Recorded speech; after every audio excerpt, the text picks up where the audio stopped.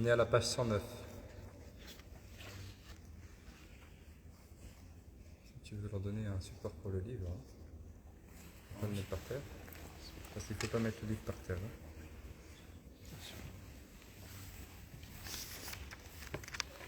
Là-bas aussi. Il ne faut pas mettre le livre par terre.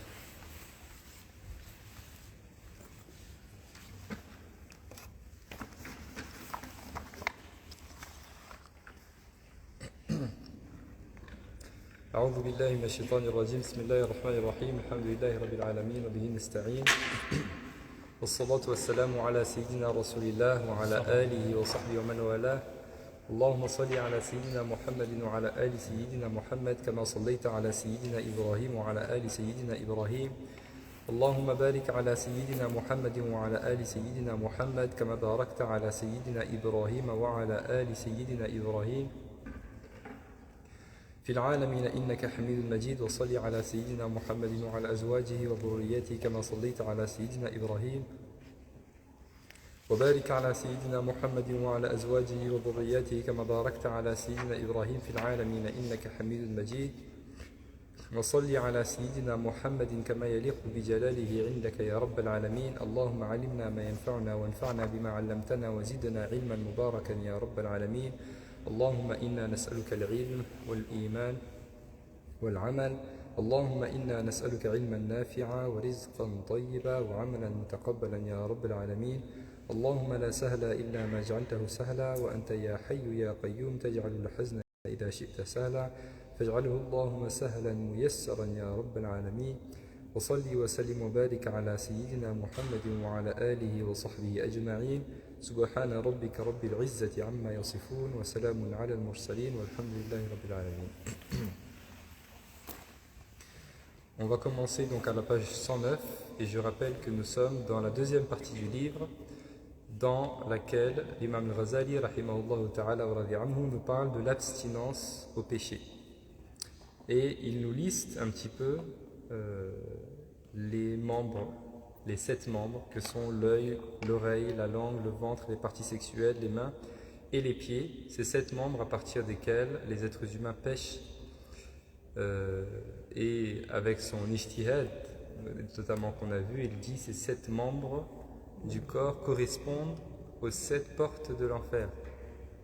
Hein, les gens en fonction de leur péché entrent par telle ou par telle porte. Allah subhanahu wa ta'ala nous en préserve.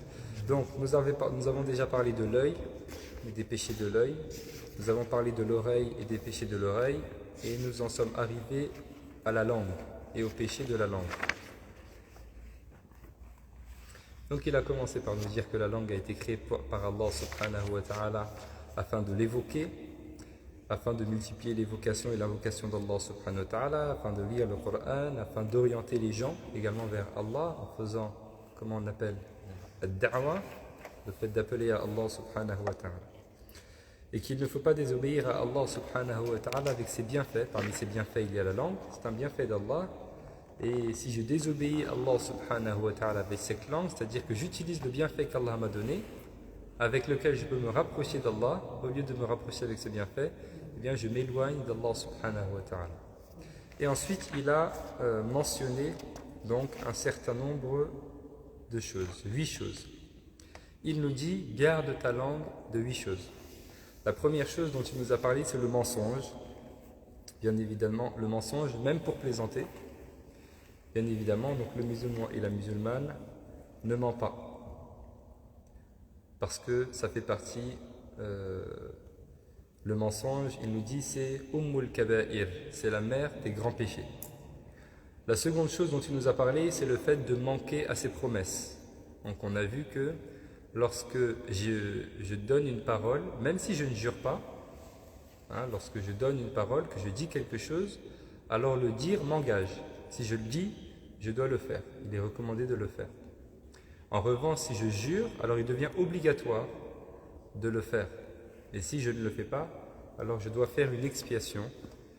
Hein, si je jure de faire quelque chose et que je ne le fais pas, je dois faire une expiation en jeûnant 3 jours, ou bien en nourrissant 10 pauvres, ou bien en vêtissant 10 pauvres. Donc dans le rite malékite, il est recommandé de nourrir 10 pauvres ou vêtir 10 pauvres. Et si on ne peut pas le faire, on va passer au jeûne de 3 jours. Ça, c'est si je jure. Mais même si je ne jure pas, si je dis quelque chose, je dois le faire. Donc la deuxième chose, c'est le fait de manquer aux paroles. Et donc il nous dit, il n'est pas nécessaire de dire les choses. Lorsque j'ai l'intention de faire quelque chose, je n'ai pas besoin de le dire. Lorsque j'ai la volonté de faire quelque chose, je n'ai pas besoin de le dire. Allah ne nous demande pas la parole, il nous demande les actes. Tu n'as pas besoin de dire, je vais t'aider à faire telle chose, je vais aller faire ça, Parce que si tu le dis, ça t'engage. Ne dis rien, mets-le en pratique. Allah nous demande les actions, il ne nous demande pas la parole. Donc ça, c'est une bonne habitude à prendre, le fait de ne pas beaucoup parler, mais d'agir. Même si c'est pour exprimer des intentions. L'intention, elle ne s'exprime pas, elle est dans le cœur, sauf pour le hajj. Sauf quand on fait le pèlerinage, on sait que lorsqu'on passe dans l'état de sacralisation, on va dire Labbaik Allahumma, le hajj ou l'umra ou bien les deux. Et puis on commence la talbiya, Labbaik Allahumma, Labbaik. La talbiya, vous connaissez Labbaik Allahumma, Labbaik, Labbaik, la sharika laka, Labbaik, innal hamda wa ni'mata laka wal mulk, la sharika lak. Donc dans le pèlerinage, l'intention effectivement elle s'exprime, mais dans tous les autres actes, il n'y a pas de... L'intention elle n'est uniquement que intérieure. Donc pareil, j'ai la volonté de faire quelque chose, je le fais, et je n'ai pas besoin de l'exprimer. Et il nous dit, on reconnaît l'hypocrite. Donc l'hypocrite, c'est la personne qui extériorise un état qui n'est pas son état intérieur. Il dit 3 choses, celui qui les réunit est un hypocrite, même s'il jeûne et prie. 3 éléments, la personne qui a ces 3 éléments-là, ces 3 défauts, alors cette personne a des choses de l'hypocrite en elle. Même si c'est une personne qui jeûne et qui prie. Celui qui ment lorsqu'il parle, celui qui contrevient à ses promesses et celui qui trahit la confiance qu'on lui donne. La personne qui ne respecte pas ses promesses, il y a la personne qui trahit, lorsqu'on lui fait confiance, elle trahit cette confiance, ou bien la personne qui, lorsqu'elle parle, elle ment. Et ensuite, donc, on s'est arrêté au troisième de ces éléments-là, qui est la médisance. Donc on va lire à partir d'ici. Oui, tu voulais dire quoi? Je l'ai dit par rapport à la promesse. Souvent, tu n'as pas envie de prendre des promesses, mais il y a des gens qui t'obligent quand même à parler de certaines choses. Je ne m'ai jamais obligé. Personne ne peut m'obliger. Si ma bouche reste fermée, personne ne va venir la séparer. Il n'y a pas de promesse. C'est juste une relation de... c'est une... comment dire c'est une impression de domination. Okay, la personne, la manière dont elle parle, la manière dont elle te regarde, la manière d'insister peut te faire penser que tu n'as pas d'autre choix que de faire. Tu as toujours le choix. Allah t'a créé libre. C'est ce qu'on appelle en arabe al-kasb. Tu as le libre arbitre. Si tu veux, tu fais. Et si tu ne veux pas faire, tu ne fais pas. Donc l'être humain prend ses responsabilités. Hein? Et le musulman et la musulmane doivent être forts. Ce ne sont pas les gens qui décident pour nous. Qu'est-ce qui se passe? Quelqu'un qui s'amuse avec les lumières. Ok, donc ça c'est important. On n'a pas d'obligation. Ok, sauf le juge. Le juge musulman, ok, quand on m'amène devant le qadi, il peut me demander de jurer pour une affaire pour laquelle il doit statuer. C'est clair? Voilà. On poursuit donc la médisance. Il nous dit, rahimahullah ta'ala wa radi anhu, la troisième chose à éviter est de garder sa langue de la médisance. La médisance est plus grande en péché que 30 fornications en islam. Donc ça, ce sont des affaires qui sont rapportés. Hein? Prenez un peu la mesure de la chose. Il nous dit la médisance est pire que 30 fornications. Et on sait que la fornication, ça fait partie des grands péchés. Il nous dit la médisance, c'est pire que cela. Alors que ça fait partie des péchés qui sont extrêmement banalisés. N'est-ce pas? Elle dit c'est ainsi qu'il a été rapporté dans la tradition. La signification de la médisance est que tu évoques une personne d'une façon qu'elle n'aimerait pas si elle l'apprenait. Tu es dans ce cas un médisant injuste, même si tu dis la vérité. Hein? Comme le prophète sallallahu alayhi wa sallam le mentionne dans le hadith, il dit dhikruka akhaka bima yakra, c'est le fait que tu évoques ton frère ou bien ta sœur d'une manière que si elle l'entendait, elle ne l'approuverait pas, elle ne serait pas d'accord, elle n'apprécierait pas. Ça s'appelle la médisance. Bien évidemment, on parle du cas où ce que je dis c'est vrai. C'est-à-dire je parle sur telle personne et ce que je dis c'est vrai. Ça s'appelle de la médisance. Et si ce que je dis n'est pas vrai, alors c'est encore pire puisque ça devient de la calomnie. Non seulement je parle mal sur une personne et en plus ce que je dis n'est pas vrai. Il y a une exception à ça. L'exception à ça, c'est le fait que je parle sur une personne, mais pour lui faire des éloges, par exemple. Hein, je parle d'Ilyes, je parle avec Jawed en ton absence, et je lui dis Ilyes, mashallah, il prie beaucoup la nuit, voilà, il n'aime pas gaspiller, etc. Et toi, tu n'apprécies pas ça. Tu n'apprécies pas qu'on parle même des choses qui sont bien sur toi. Donc ça s'appelle aussi de la médisance, puisqu'on a dit c'est le fait qu'on évoque son frère parce qu'il n'aime pas. C'est pas forcément quelque chose de mauvais, c'est clair? Mais là, on ne va pas le prendre en considération, parce que si l'objectif c'est juste par exemple de motiver ou que c'est une éloge, donc on ne va pas le prendre en considération. Même si, là nous zakir ala Allahi ahadan, on ne fait pas d'éloge, on ne juge pas les gens, ni en bien ni en mal, c'est Allah subhanahu wa ta'ala qui le fait. Il dit, je te mets en garde contre la médisance des hommes de lettres vantards. Les hommes de lettres vantards, c'est les fuqaha, très simplement. Donc les fuqaha, ce sont les spécialistes, ce sont les juristes, les spécialistes de la législation divine, de la jurisprudence musulmane. Pourquoi est-ce qu'il dit ça? Donc fuqaha, on utilise ce terme, mais vous pouvez mettre de manière générale les savants, ceux qui prennent la parole.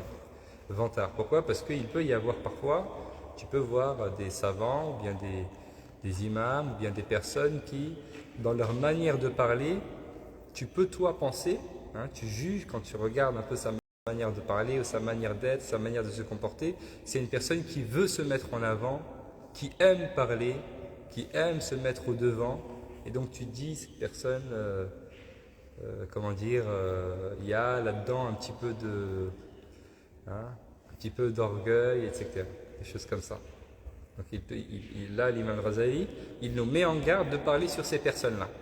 Hein, je peux, lorsque je vais dans une mosquée, ou bien je vois un rappel sur internet, je vois la manière dont parle cette personne, après je parle avec mon frère, ou si je suis une sœur avec ma sœur, et je dis, et lui, ça se voit, de toute façon, il est comme ça, de toute façon, il est comme ça. Donc ça s'appelle aussi de la médisance. Et ça, l'imam Razali, il attire un petit peu notre attention là-dessus.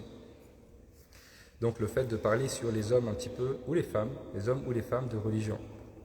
Donc il consiste à médire avec des nuances compréhensibles sans être explicite bien évidemment. Parce que si c'est quelqu'un de religieux, peut-être que je ne vais pas oser parler sur cette personne-là et dire des mauvaises choses sur cette personne. Alors qu'est-ce que je vais faire? Je vais dire par exemple, oh, qu'Allah nous guide, qu'Allah le guide.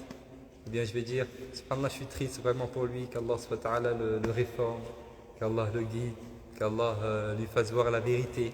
Je fais des doigts comme ça, mais implicitement, on comprend à travers mes doigts que que je fais allusion à quelque chose de mal, de mauvais qui est en cette personne. Ok?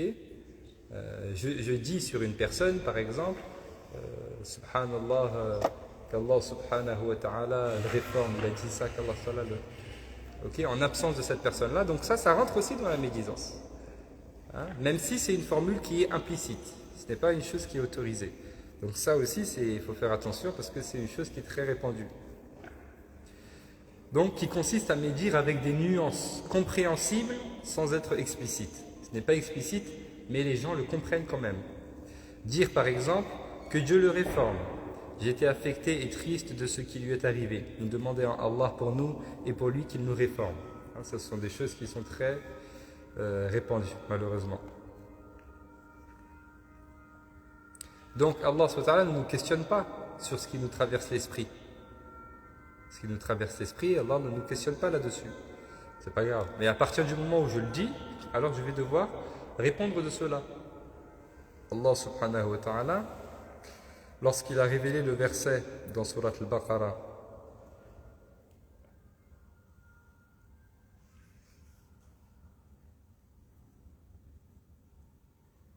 Lillahi ma fi samawati wa ma fi al-ard wa in tubdu ma fi anfusikum aw tukhfu yuhasibukum bihi Allah. Allah révèle dans ce verset que vous montriez, ou que vous exprimiez, que vous extériorisiez ce qu'il y a en votre fort intérieur, ou que vous le cachiez, Allah va vous questionner dessus. Ce que vous avez à l'intérieur, ce qui vous traverse un peu le cœur ou l'esprit, que vous le dites ou pas, Allah va vous juger dessus. Alors quand ce verset a été révélé, les compagnons ils ont dit Ya Rasulallah, est-ce que même pour ce qu'on ne dit pas et qui est juste dans notre fort intérieur, Allah va aussi nous juger pour ça? Ça paraissait très difficile pour les Sahaba, parce qu'on ne contrôle pas forcément les pensées. Alors le prophète sallam, qu'est-ce qu'il leur a répondu? Il leur a dit Na'am, oui, même pour ça, Allah va vous juger. Dites Sami'na wa ata'na. Dites on a entendu, on obéit. Et ne dites pas Sami'na wa asayna. Ne dites pas on a écouté mais on a désobéi parce qu'on n'arrive pas. Parce que c'est au-dessus de nos capacités, on ne peut pas obéir. Non. Dites on a écouté, on obéit. On n'arrive pas, c'est autre chose. En tout cas, on a écouté, on obéit. Après, est-ce qu'on y arrive ou pas, c'est autre chose. Alors ils ont dit Sami'na wa ata'na. Vous connaissez la suite de la fin de Surat al-Baqarah. Sami'na wa ata'na. Rabban. Ensuite, quand ils ont dit Sami'na wa ata'na, ils ont accepté. Alors Allah a fait descendre encore un autre verset. Il dit La yukallifullahu nafsan illa wus'aha. Ça veut dire Allah n'impose pas à une âme ce qu'elle ne peut pas supporter. Si c'est au-dessus de votre capacité de maîtriser ça, Allah ne va pas vous questionner là-dessus. Donc, j'ai une pensée à l'intérieur qui me traverse l'esprit sur une personne.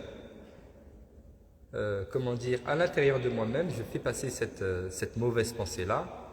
Je fais l'istighfar, je fais du dhikr et je laisse passer cette pensée. Mais je ne la traduis pas en paroles. À partir du moment où je dis quelque chose, Allah va me questionner là-dessus. J'ai une mauvaise pensée, je la chasse de suite. Je ne reste pas avec les mauvaises pensées et je n'accepte pas les mauvaises pensées de la même manière que je n'accepte pas les waswas. Allah dit dans le Coran Inna ba'da dhanni ithm. Après la mauvaise pensée vient le péché. Donc je n'accepte pas les mauvaises pensées. Il dit cette parole, donc cette parole qui est implicite, dans laquelle je fais comme si je faisais dua pour une personne, c'est implicite, mais à travers laquelle les gens comprennent ce que je veux dire. Il nous dit dans cela, cette parole réunit deux choses blâmables. La médisance, d'abord, c'est considéré comme de la médisance. Pourquoi? Parce que la personne qui écoute en comprend le but. Même si je ne parle pas de manière explicite, la personne qui m'entend faire ce dua, comprend que je parle de telle personne en mal. Et donc je fais dua pour qu'Allah la réforme. Et deuxièmement, l'autodisculpation. L'autodisculpation, c'est le fait de se tirer d'affaire. C'est le fait de s'innocenter. C'est-à-dire, je fais dua pour cette personne-là, comme si moi, j'étais sauvé et j'avais le tampon pour entrer au paradis. L'autodisculpation est la glorification de soi-même, en paraissant dans un état de gêne et un homme pieux. C'est comme si cette personne-là fait du mal, et comme elle fait du mal, moi je suis gêné, je suis quelqu'un de pieux, je lui fais des du'a qu'Allah subhanahu wa ta'ala le guide. Je me sens un petit peu supérieur à cette personne-là. Alors il nous dit, si réellement tu veux faire des du'a pour cette personne-là, alors tu fais des du'a en secret, derrière son dos, pas aux yeux de tout le monde. Okay? Et on sait que les du'a du musulman pour son frère ou sa sœur en secret, sans qu'il ne le sache, ce sont des du'a qui sont acceptés. Lorsque je fais du'a pour mon frère, sans lui dire, sans qu'il ne soit au courant, la du'a elle est acceptée automatiquement et les anges disent Amin, qu'Allah t'accorde le même. la même chose. Donc quand je fais dua par exemple pour Ibrahim et qu'il n'est pas au Coran, Allah accepte mon dua pour lui et les anges répondent à mon dua en disant Amin, qu'Allah t'accorde la même chose. Donc il nous dit si tu ne cherches par ces allusions à l'humilier devant les hommes, ça veut dire si ton... Alors c'est une négative, hein, c'est pas affirmatif, c'est-à-dire si tu ne cherches pas, si tu ne cherches pas par ces allusions à l'humilier devant les hommes, ça veut dire que si quand tu fais cette dua, ton objectif, c'est pas de rabaisser cette personne, mais pas de montrer ce qu'elle a de mal, si réellement c'est ça ton objectif, alors forme ses vœux envers Allah dans le secret. Dans ces cas-là, fais dua pour elle en secret. Pourquoi tu vois cette personne faire du mal, tu dis Subhanallah, qu'Allah la guide, qu'Allah l'aide à délaisser ce péché, qu'Allah la réforme. Pourquoi? Et tout le monde comprend que tu parles d'un défaut de cette personne-là. Non, fais-le en secret. Si vraiment tu es sincère. Au fond, c'est ça qui nous permet de déterminer est-ce que je suis sincère ou pas. Si je ne suis pas sincère et que je le dis parce que je n'aime pas cette personne, parce que je me sens supérieur, ou parce que je veux l'afficher, entre guillemets, bien la mettre dans la sauce, entre guillemets, alors si c'est le cas, je ne vais pas faire des doigts en secret pour cette personne. Par contre, si je suis vraiment sincère, quand je serai tout seul dans ma prière, je serai en sujoud, je vais faire des doigts pour cette personne-là, pour qu'Allah la guide effectivement. Il dit une seule manifestation de ta tristesse en assemblée constitue en elle-même une divulgation de ses défauts. Hein, le fait que dans une assemblée, tu es mine d'être triste pour l'état d'une personne, eh bien ça, c'est déjà un petit peu divulguer les défauts de cette personne-là. Parce que les gens comprennent que tu es dans cet état-là à cause de cette personne-là. Donc ils comprennent que cette personne a un défaut. Vous voyez comment l'imam al-Ghazali il entre dans les détails? C'est une véritable éducation. Il dit, seule cette parole d'Allah, et Allah subhanahu wa ta'ala a caché nos défauts. Allah a caché nos défauts. Nous, pourquoi on va divulguer les défauts des gens? Si on divulgue les défauts des gens, Allah va divulguer nos défauts à nous-mêmes. Il dit le prophète sallam, man satara musliman, satarahu Allah fi dunya wal akhirah. Celui qui cache les défauts d'un musulman ou d'une musulmane, Allah cachera ses défauts. Mais celui qui divulgue les défauts des autres, Allah divulguera aussi ses défauts le jour de la résurrection. Ok? Il y a cette tare. On dit souvent cette dua, Allahumma asturna bi sitrika al-jamil. Allahumma asturna bi sitrika al-jamil. Qu'Allah subhanahu wa ta'ala dissimule nos défauts. Il dit seule cette parole d'Allah subhanahu wa ta'ala suffit pour t'éloigner avec vigueur de la médisance. Ne médisez point les uns des autres. Qui de vous voudrait manger la chair de son frère mort? Vous reculez d'horreur.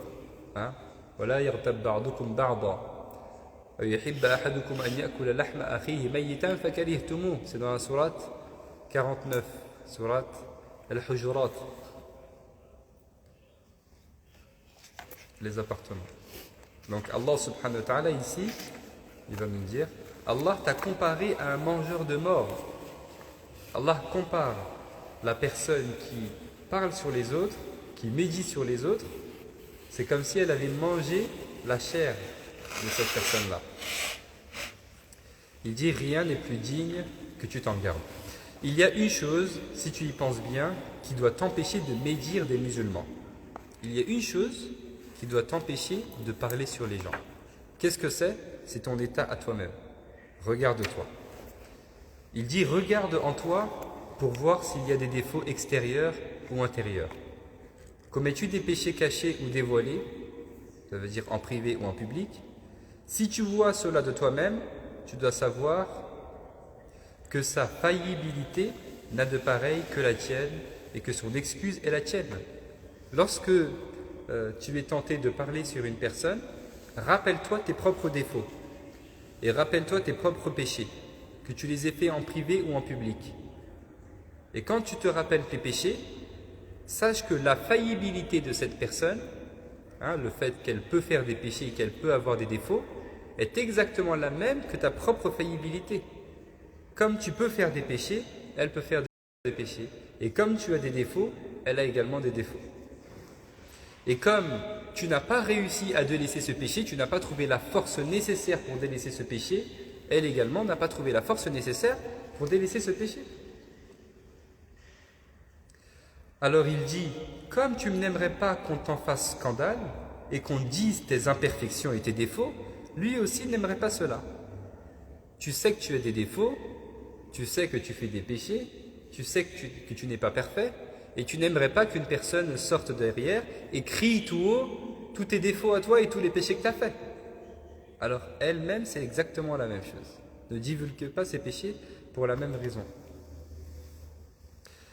Il dit, si tu le couvres, Allah te couvrira, et si tu lui fais affront, Allah déliera sur toi les mauvaises langues qui déchireront ton honneur dans ce bas monde.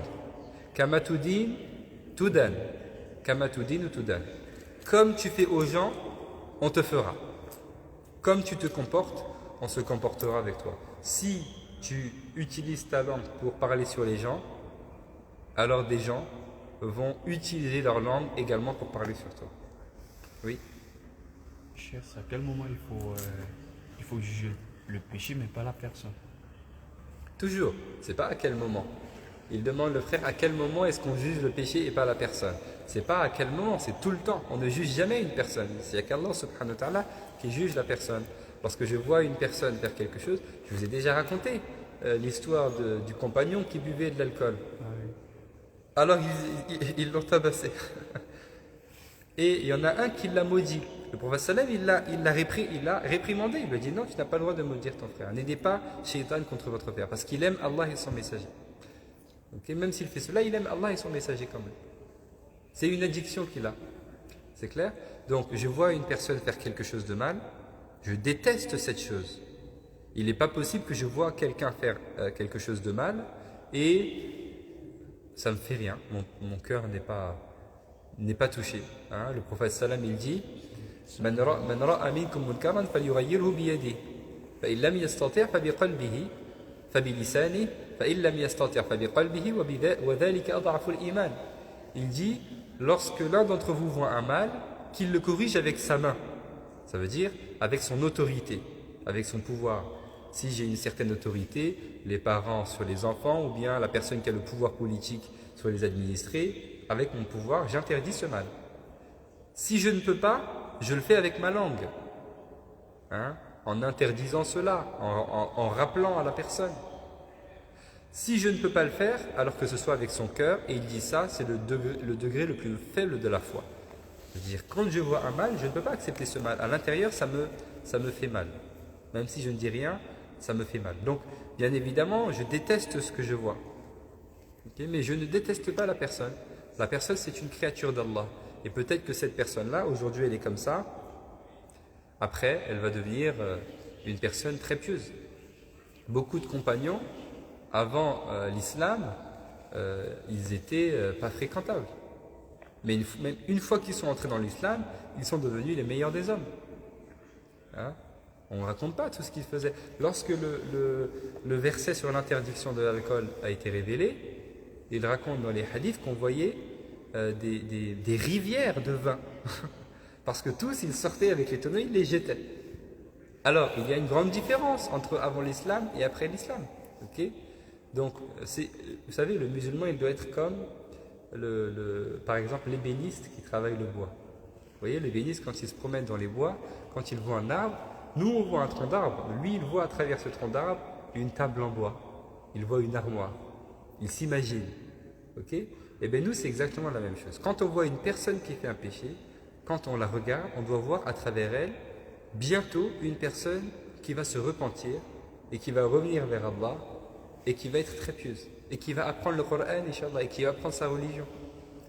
Okay? Le musulman, il doit être comme ça. Avoir toujours des bonnes intentions et être optimiste. Comme ça, il était le prophète, sallallahu alayhi wa sallam. C'est pourquoi il n'a jamais délaissé la da'wah.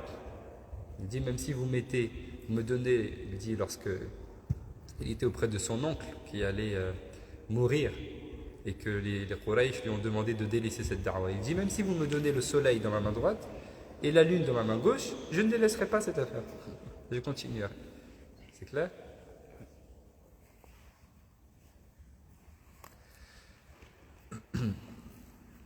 Et ça, c'est vrai pour nous, et c'est vrai aussi pour les enfants. Ça, ce sont des vices un petit peu qui s'apprennent très tôt.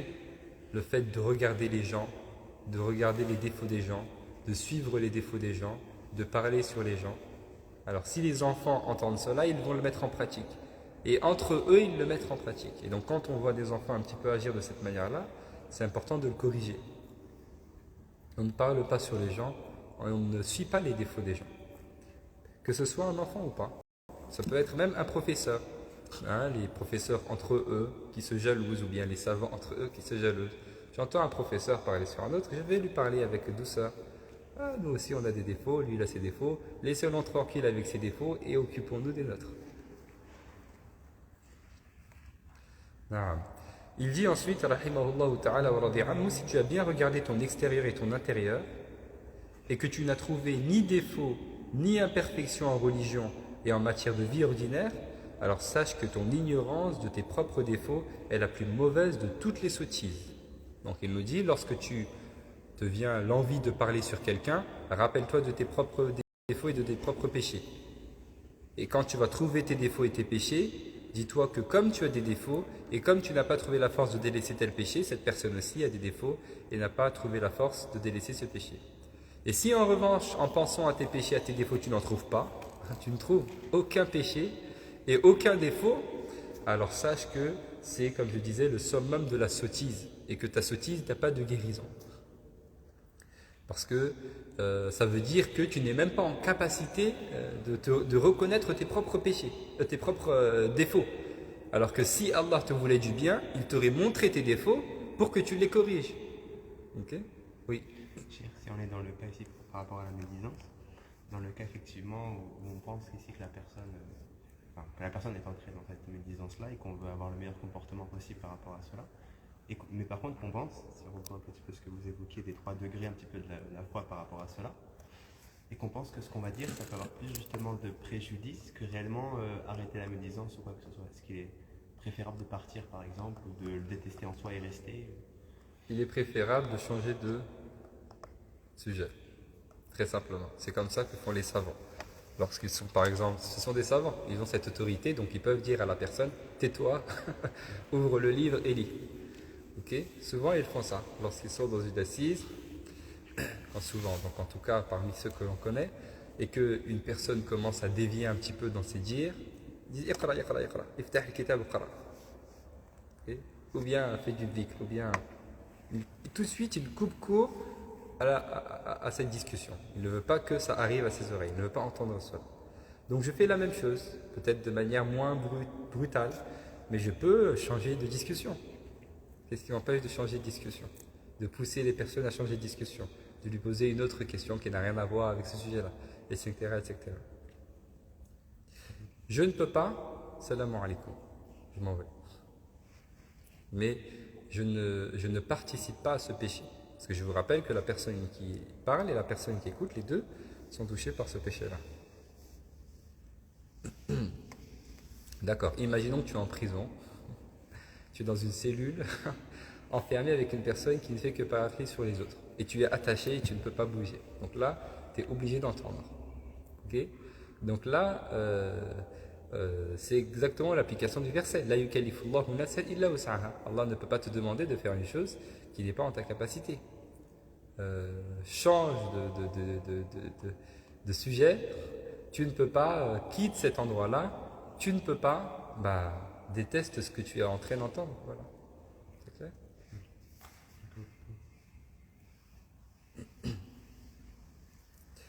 Il dit il n'y a aucun défaut plus grave que la sottise. Donc si tu ne détectes aucun défaut sur toi-même et aucun péché, alors c'est vraiment le summum de la sottise et il n'y a aucun défaut plus grave que la sottise. Si par grâce Allah avait voulu du bien pour toi, il t'aurait fait apercevoir tes propres défauts afin que tu puisses les corriger. Le fait que tu te vois avec un œil satisfaisant, ça soulignez-le, un œil satisfaisant, en arabe, œil satisfaisant, c'est le fait d'être imbu de soi-même, le fait de se croire bien. Alhamdulillah, moi au moins je fais la prière. Alhamdulillah, je me voile par exemple. ou bien je n'insulte pas les gens, j'apprends ma religion. Alhamdulillah, au moins j'apprends le Coran. Regarde les autres, lui il prie même pas. Aïn al-rida, le fait d'être satisfait de soi-même, se voir avec l'œil satisfaisant. Il dit ça, c'est le signe de ton extrême imbécilité et ignorance. Le fait que tu te crois bien est le signe de ton ignorance extrême. Parce que compare-toi avec les pieux. Dans la religion, on regarde toujours ceux qui sont un niveau au-dessus, pas ceux qui sont un niveau en bas. Dans la vie de ce bas monde, oui. Ok, je sais pas, je ne gagne pas 9000 euros par mois. Ok, je gagne 5000 euros par mois. Bon, bah, alhamdoulilah, il y en a qui gagnent moins. Ok, je ne peux pas manger tout ce que je veux. Bah, alhamdoulilah, il y en a qui ne peuvent pas manger du tout. Hein? Je suis malade, alhamdoulilah, il y en a qui sont beaucoup plus malades que moi. Dans ce bas monde, on regarde toujours ceux qui sont en bas de soi. Okay? Alors que dans la religion, c'est le contraire. On regarde toujours ceux qui sont au-dessus. Je fais la prière, ben, il y en a qui passent leur nuit en prière. Hein? J'apprends le Coran, il y en a qui ont appris le Coran à 11 ans. Ok, etc., etc. Puis si vraiment ce que tu penses de toi-même est vrai, alors loue Allah, ne perds pas cette grâce à cause des hommes et par le fait que tu te laves la bouche avec leurs odeurs. Certes, cela aussi est un grand défaut. Imaginons que effectivement dans le fait que tu ne trouves pas de défaut, ce soit véritable. C'est-à-dire que vraiment, tu ne fais pas de manière. C'est une personne qui est bonne extérieurement et intérieurement, okay, qui est constante sur le chemin qui mène à Allah, etc., qui a un haut niveau spirituel. Si c'est le cas, alors demande la constance à Allah. Demande la permanence parce que tu ne sais pas où tu seras demain. Aujourd'hui tu es là, demain tu ne sais pas où est-ce que tu seras. Donc demande la constance à Allah et garde-toi de parler sur les autres. Garde-toi de parler sur les autres et garde-toi de perdre cette faveur qu'Allah t'a donnée parce que tu parles sur les gens, sur les hommes et les femmes. Donc, ça, c'est la troisième chose, c'est le fait de se garder de la médisance. Donc ça, chacun doit faire un pacte avec lui-même. Hein, que jamais ma langue ne parlera et ne touchera à l'honneur de qui que ce soit. Ensuite, quatrièmement, ou bien D, disputes et controverses. Il dit la quatrième chose à éviter est les disputes de mauvaise foi et les controverses de parti pris en matière de religion et le fait de polémiquer. Ce qui malheureusement aujourd'hui définit presque la religion. Pour beaucoup de gens, la religion c'est connaître des choses et en parler avec les gens et débattre et polémiquer avec les gens. Non, mais tel imam il a dit ça, oui mais tel imam, ah non mais dans tel livre il y a ça, j'ai lu ça sur internet, non ça c'est haram, non tel imam il a dit telle chose, non ça c'est une bid'a. La religion elle se limite à ça, à des choses vraiment, des disputes et des controverses. Alors que ça fait partie des maladies spirituelles. Il nous dit là, quatrième chose à éviter à tout prix, les disputes et les controverses, les disputes de mauvaise foi, hein, parce qu'il peut y avoir des disputes qui sont lorsqu'elles sont faites avec le bon comportement, avec le respect, avec les vraies règles de bienséance, on peut débattre. Hein, mais les disputes de mauvaise foi et les controverses de parti pris, hein, lorsque je me lance dans une discussion et je ne veux pas changer d'avis, je ne cherche pas la vérité, je cherche juste à défendre mon opinion.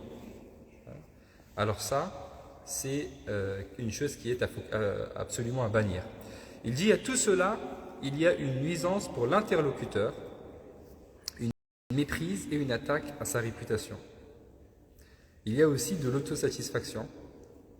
Donc une nuisance pour l'interlocuteur, pour la personne à qui je parle, bien évidemment, puisque mon objectif c'est de défendre mon avis, je suis prêt à tout pour défendre mon avis, donc je vais dénigrer cette personne, je vais mépriser cette personne-là, et peut-être que je vais m'attaquer à son honneur et même à sa réputation. Hein, aujourd'hui, on dépasse toutes les limites. Il y a aussi de l'autosatisfaction. Donc ça n'a rien à voir avec ce que quand vous entendez parler à l'époque, par exemple au siècle de l'imam Razali, etc., qu'il y avait dans les mosquées des controverses, des débats qui étaient organisés, le débat a des règles. Le débat a des règles. Hein. Le débat a des règles. Des règles de bienséance, des règles de respect, des règles scientifiques, des règles logiques, des règles rationnelles. Hein. Si on débat, il faut que l'on soit dans le même domaine. Ok ? Je ne peux pas utiliser un argument d'une discipline et tu me réponds avec une terminologie, un argument qui est dans une autre discipline. On ne peut pas s'entendre. Hein. C'est comme une personne qui avance quelque chose en utilisant une méthodologie d'histoire comme on l'entend sur le plan scientifique, comme on l'étudie à la fac par exemple, et avec une personne qui avance des éléments d'histoire, mais selon l'histoire traditionnelle. Ce sont deux méthodologies qui sont totalement différentes. Hein. Ou sur la question de l'islamologie, ce qu'on entend parler aujourd'hui. Islamologie, on forme pas, on se forme pas religieusement en étudiant l'islamologie. C'est une méthodologie scientifique. C'est pas la méthodologie religieuse. On n'est pas du tout dans le même domaine. Donc il y a des règles un petit peu à respecter. Sinon on peut pas débattre et construire un petit peu quelque chose de logique.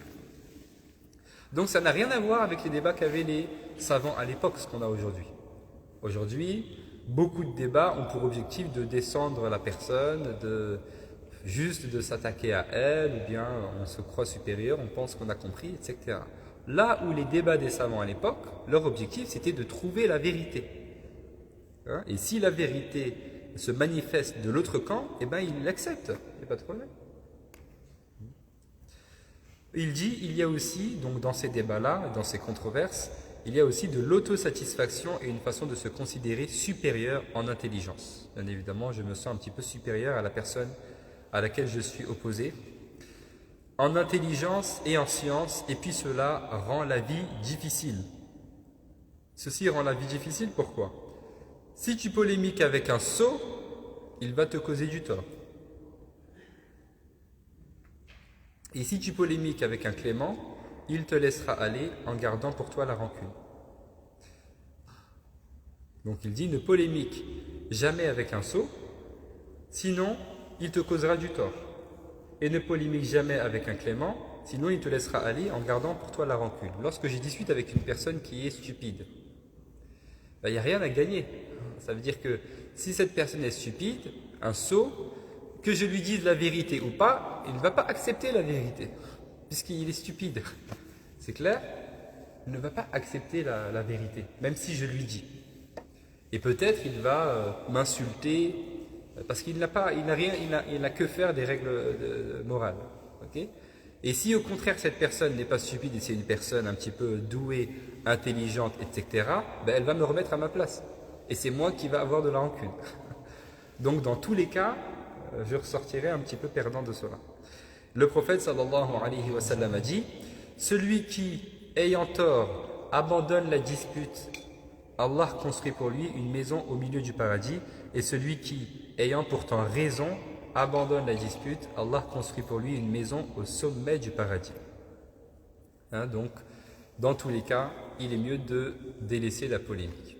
J'ai tort ou bien j'ai raison, c'est pas grave. Même si je sais que j'ai raison.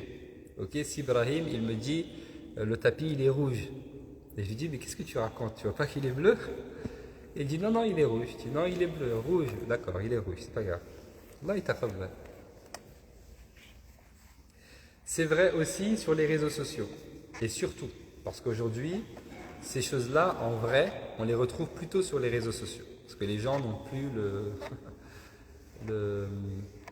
l'honneur, l'audace et le courage d'autrefois pour pouvoir aller parler aux gens directement. C'est très rare.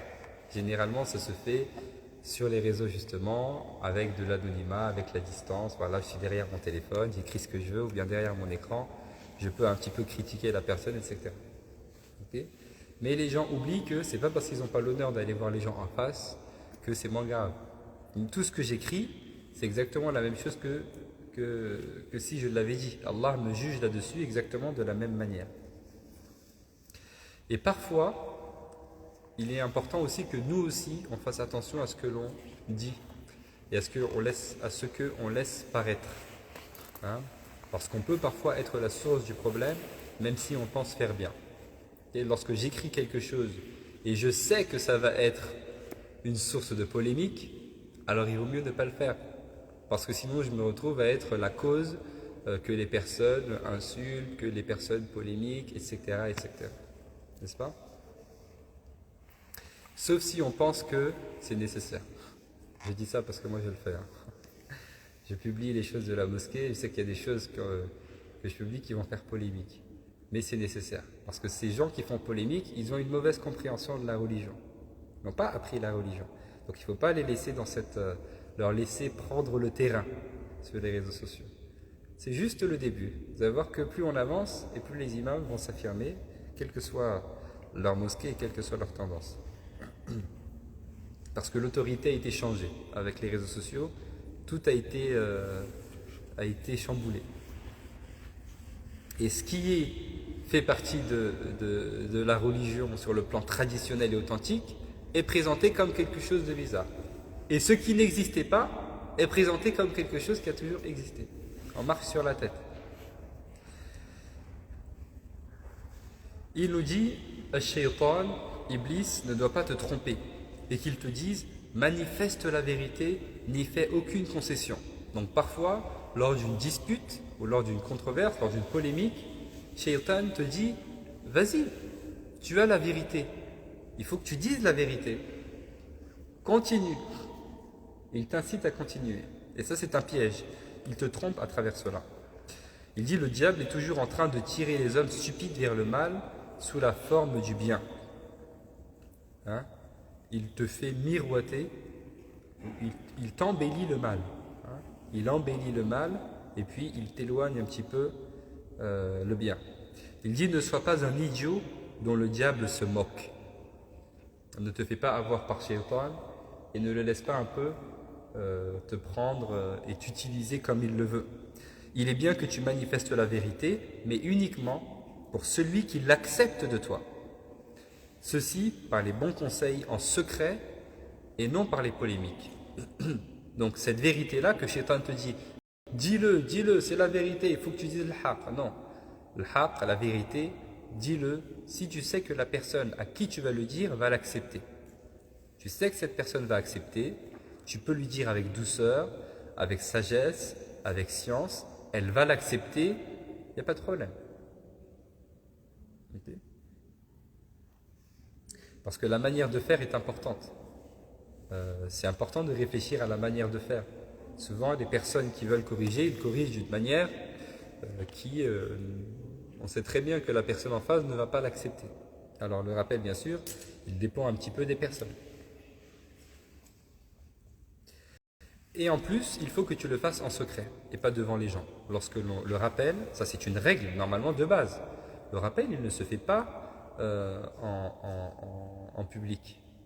Le rappel, il se fait en privé. Lorsque c'est un rappel, bien sûr, qui est sur une personne. Il ne se fait jamais en public, c'est toujours en privé. C'est clair? Une fois, Omar al-Khattab, radiyallahu anhu, il était dans une assise. Là, c'est même pas un rappel, vous allez voir, c'est tout autre chose. Il était dans une assise, et dans cette assise-là, il y a une personne qui a eu des flatulences. Alors Omar a dit, allez, est-ce que cette personne qui a eu des flatulences se lève et va faire les ablutions devant tout le monde? Et il y a un compagnon qui a dit, non, Omar, on va tous se lever et on va tous aller faire les ablutions. Et Omar l'a approuvé, ils se sont tous levés pour aller faire les ablutions. Vous voyez, pourquoi est-ce qu'il a dit ça? De manière à ce que cette personne qui a eu les flatulences ne soit pas reconnue, que personne ne sache qui c'est, pour ne pas la mettre dans la gêne. Ça, c'est juste pour cela.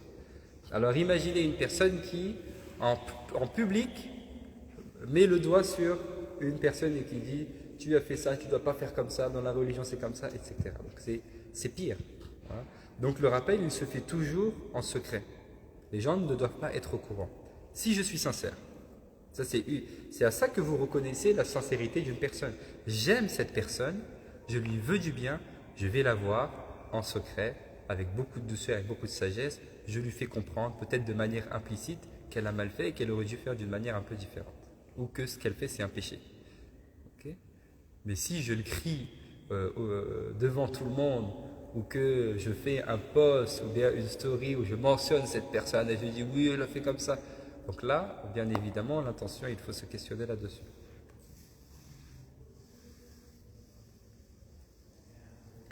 Donc il dit, il est bien que tu manifestes la vérité pour celui qui l'accepte de toi, ceci par les bons conseils en secret et non par les polémiques.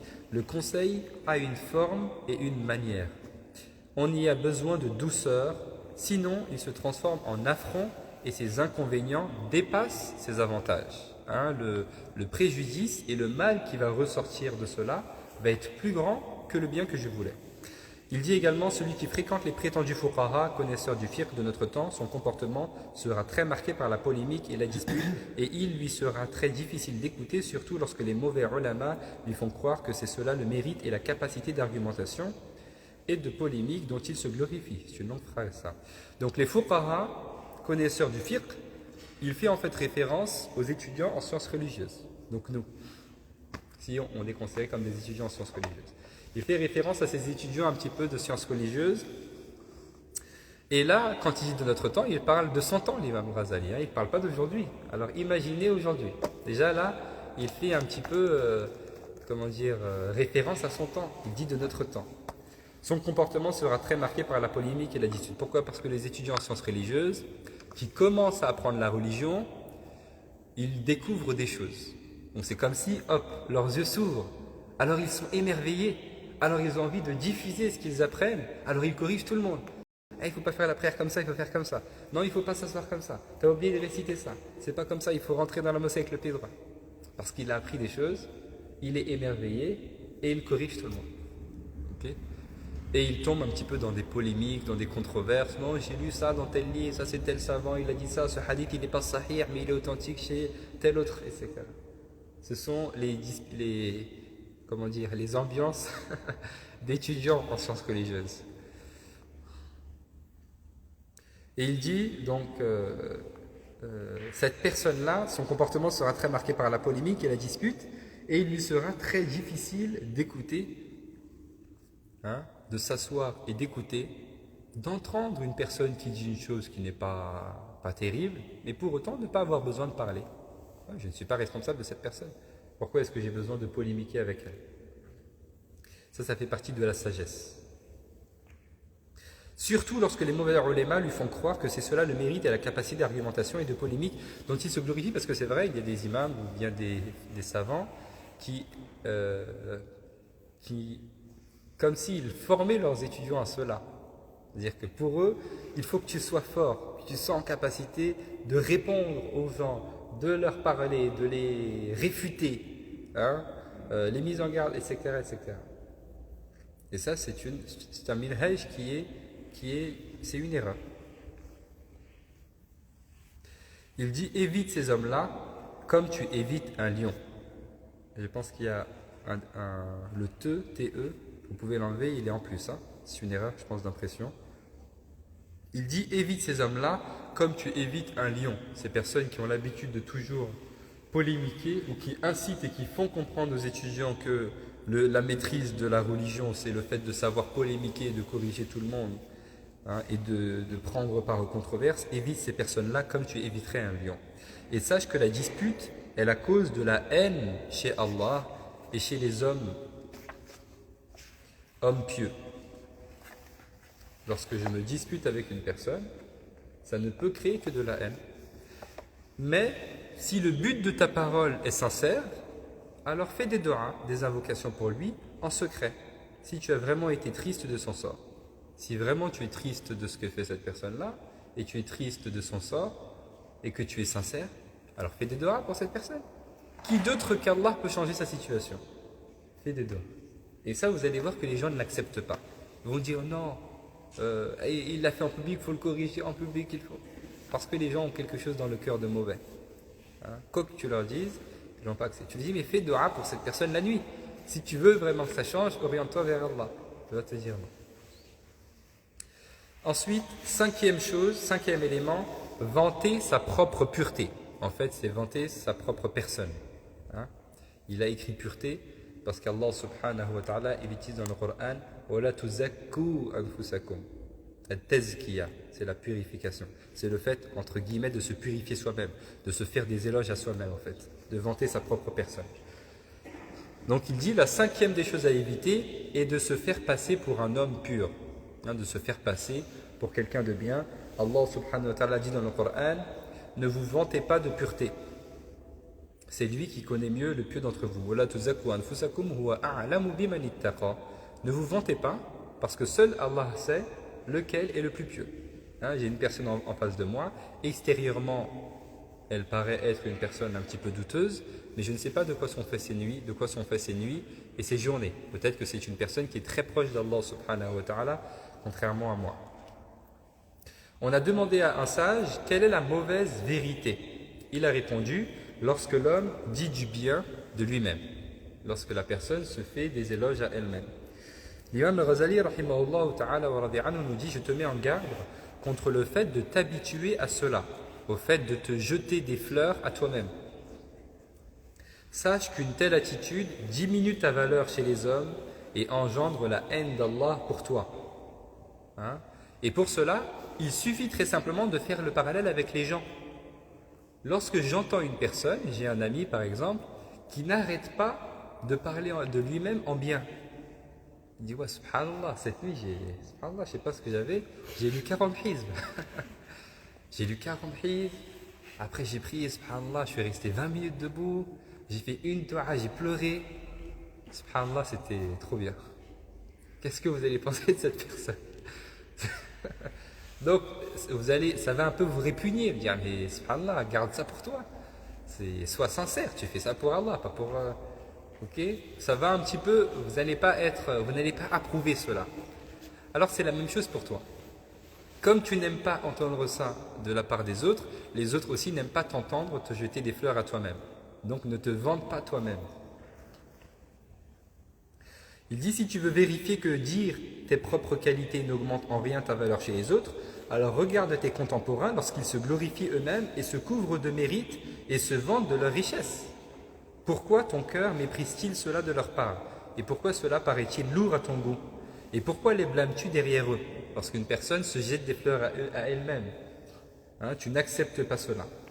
Eh bien, sache qu'eux aussi te blâment dans leur cœur, et sur le champ, lorsque tu te glorifies, ils manifestent le blâme dès que tu te sépares d'eux. Donc ça, c'est important. On ne va pas corriger les gens explicitement, directement qu'ils le font, mais nous, on ne le fait pas. Nous, on ne le fait pas. Sixièmement, la malédiction. La sixième chose à éviter est la malédiction, le fait de maudire les gens. Le fait de maudire les gens. La'natullahi ala fulan wa ala fulan. Le fait de maudire les gens. Il dit, je te mets en garde contre le fait de maudire quoi que ce soit de ce qu'Allah a créé, animal, nourriture ou personne. Ne maudis rien. Okay. Que ce soit de la nourriture. Tu aimes, mange. Tu n'aimes pas, ne mange pas. Le prophète sallam, il n'a jamais critiqué une nourriture. S'il l'aimait, il mangeait. Et s'il n'aimait pas, il ne mange pas. On ne maudit pas non plus un animal. Ok. L'imam As-Subki, rahimahullah ta'ala wa radi anhu, raconte une fois qu'il était chez lui, il était dans l'étage inférieur et son père était dans l'étage supérieur. Un chien est entré dans sa maison et il a crié sur ce chien. Il lui dit, Ukhruj ya kalb, sors, sale chien. Et son père l'a entendu. Il lui a dit, Ya bunay, istaghfirillah, demande pardon à Allah. Alors l'imam Subki répond à son père, il lui dit, mais j'ai rien fait de mal, c'est un chien. Je l'ai appelé par son nom. Et il est rentré, je lui ai demandé de sortir. Et son père lui a dit, non, mais tu t'es exprimé à lui avec comment dire? Mépris. Avec mépris, exactement. Avec mépris, avec dénigrement. On demande pardon à Allah. Malgré que c'est un chien. Vous voyez? Donc, que ce soit un chien, que ce soit de la nourriture, que ce soit une personne, on ne regarde rien avec mépris, avec dénigrement, et encore moins maudire et appeler la malédiction d'Allah sur ces choses-là. Il dit, ne sois sûr de ton témoignage sur aucune des personnes de la Qibla, les musulmans, certifiant qu'elle est polythéiste, mécréante ou hypocrite, car le seul qui connaît les secrets enfouis dans les cœurs, c'est Allah. Ça, c'est un élément très très très important à souligner. C'est une règle dans la croyance de Al-Sunnah wal Jama'a On dit La nukaffiru ahl al-qibla. On ne fait pas le takfir des gens de la qibla. C'est quoi le takfir? Le takfir, c'est le fait d'excommunier une personne. Le fait de dire que cette personne n'est plus musulmane. Cette personne est sortie de l'islam. Elle a fait du shirk. Elle est polythéiste. Hein? Ou bien, à un autre niveau, dire que cette personne est une hypocrite. Ou dire que telle personne est mécréante. Ça n'existe pas. Toutes les personnes qui se tournent, Ahl al-Qibla, ça veut dire quoi? Des gens de la Qibla. Ahl al-Qibla, c'est les gens qui se tournent en direction de la Qibla. Ça veut dire une personne qui fait la prière, c'est une personne qui est musulmane. Lorsqu'une personne dit qu'elle est musulmane, personne n'a le droit de lui dire qu'elle n'est pas musulmane. Et la personne qui dit cela, si la personne concernée ne le mérite pas, ce témoignage se retourne contre elle. C'est comme la malédiction. La malédiction, quand je maudis une personne, si cette personne ne le mérite pas, cette malédiction se retourne contre moi. C'est pareil. Quand je dis qu'une personne est mécréante ou qu'une personne est sortie de la religion parce qu'elle a fait telle ou telle chose, si cette personne ne le mérite pas, ce témoignage se retourne contre moi. Donc ça, c'est très important. Il faut garder sa langue de parler sur les gens, quoi qu'ils fassent. Nous ne sommes pas juges.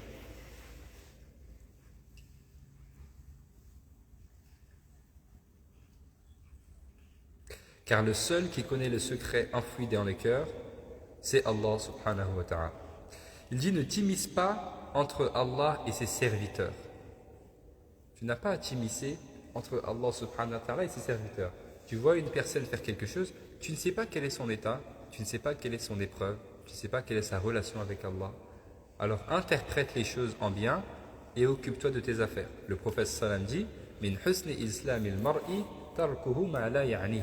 Parmi les signes de la bonne religiosité d'une personne, le fait qu'elle ne se préoccupe pas de ce qui ne la regarde pas. Là, aujourd'hui, tout le monde est devenu juge. Tout le monde juge les dires et les actions de tout le monde. Et quand je juge, Allah va me juger pour ça. Sache qu'au jour dernier, on ne te dira pas « Pourquoi n'as-tu pas maudit un tel ? Pourquoi t'es-tu tenu auprès de lui » Lorsqu'on voit une personne faire quelque chose de mal ou dire quelque chose de mal ou faire une injustice, qu'Allah subhanahu wa ta'ala le maudisse, « La'natullahi ala fulan, la'natullahi ala fulana » Même shaytan, il va nous le dire après, si à aucun moment de ma vie je ne l'ai maudit, Allah ne va pas me questionner là-dessus. Allah ne va pas me questionner là-dessus. Est-ce que j'avais un tasbih et je disais « La'natullah ala shaytan, la'natullah ala shaytan » Allah ne va pas te demander. Et tu ne gagnes rien à faire cela.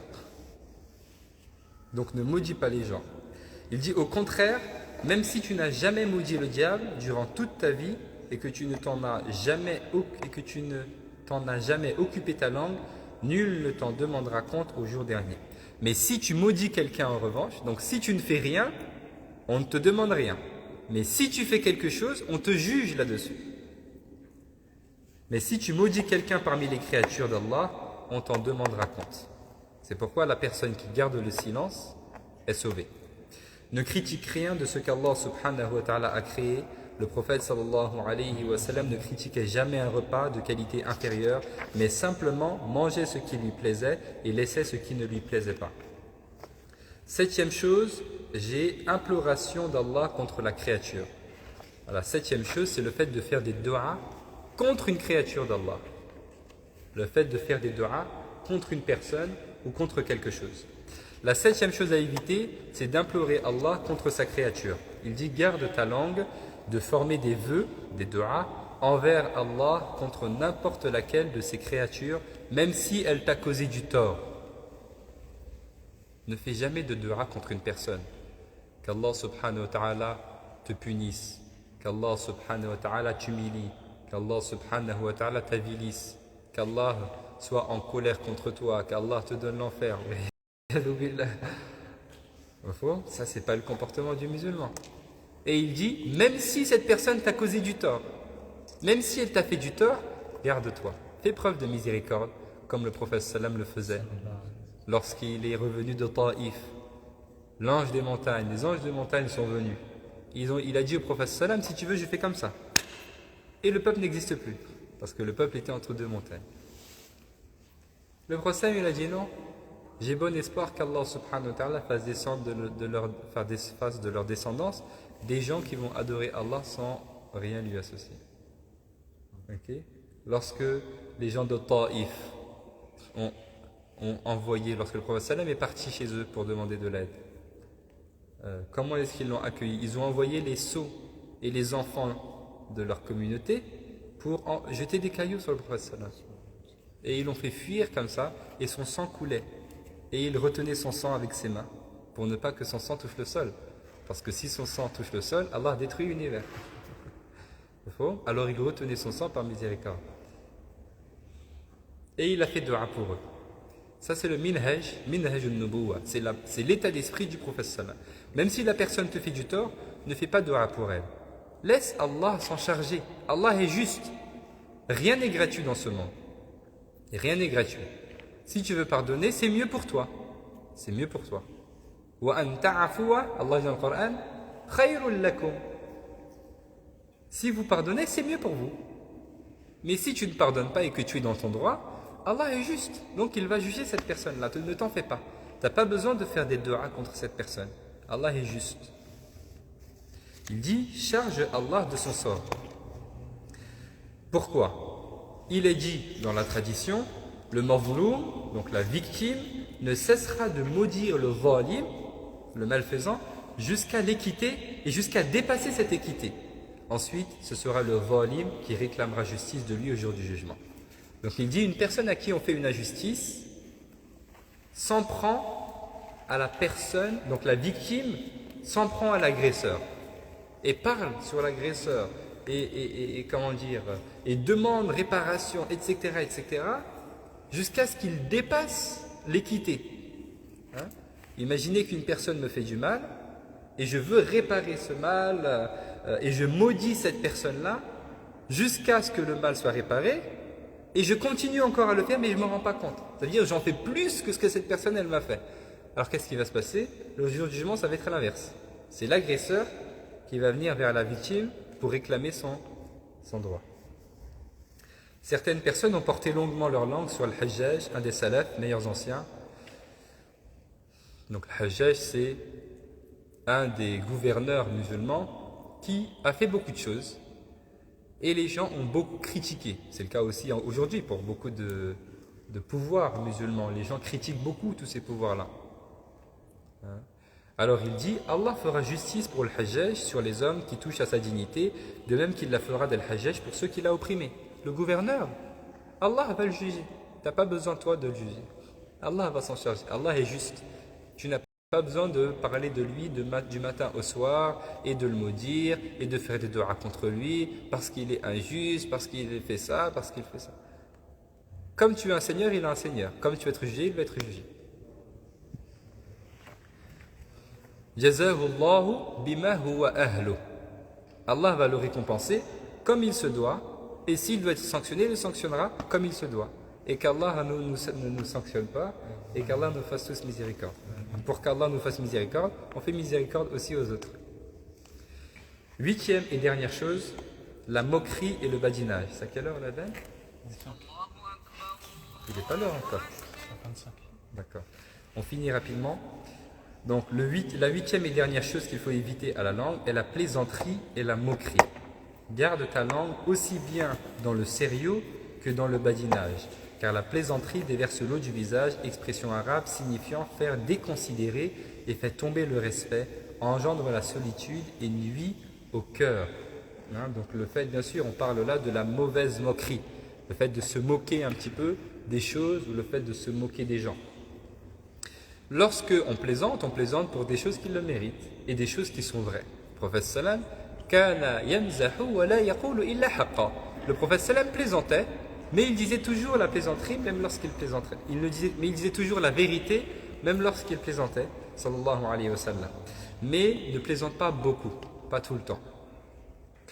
Elle est la source de la dispute, de la colère et de la rupture. Lorsque l'on rigole sur une personne, ça ne peut être que, ou lorsque l'on se moque d'une personne, ça ne peut être que la source de la zizanie au fait.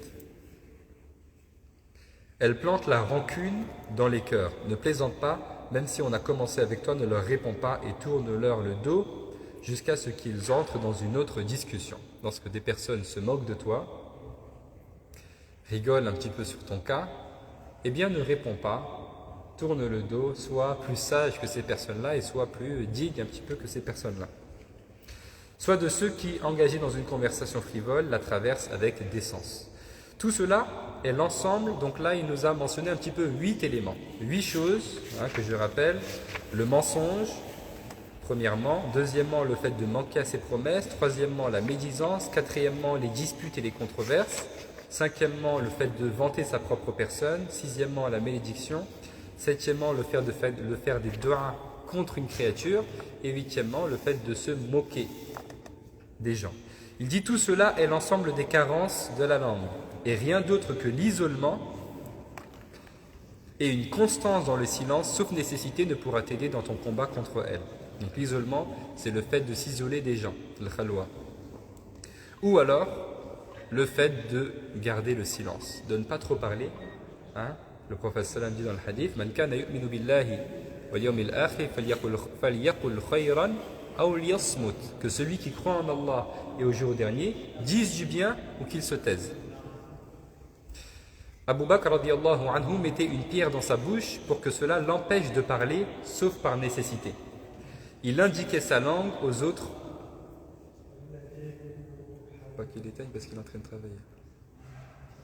Il indiquait sa langue aux autres en disant c'est celle-là qui m'a entraîné dans tous les lieux. Abu Bakr il avait l'habitude de tenir sa langue comme ça.